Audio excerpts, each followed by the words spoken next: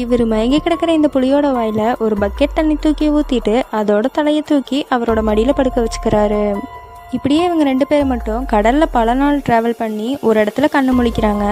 பார்த்தா அது ஒரு ஐலாண்டு. அவங்க முன்னாடியே ஏகப்பட்ட வெஜிடபிள்ஸ் இருக்குது. அதை அப்படியே எடுத்து அவர் வயிறு நம்ப சாப்பிட்றாரு.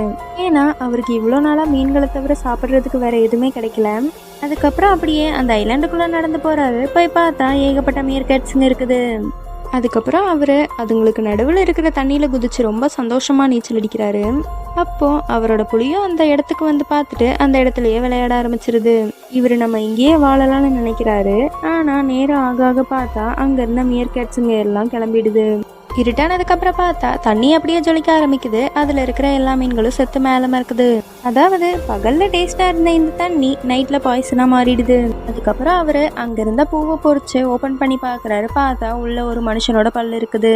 அதனால அவர் இது ரொம்ப ஆபத்தான இடம்னு புரிஞ்சுக்கிட்டு விடிஞ்சதும் அவரும் அவரோட புலியும் அந்த ஐலாண்டை விட்டு கிளம்புறாங்க.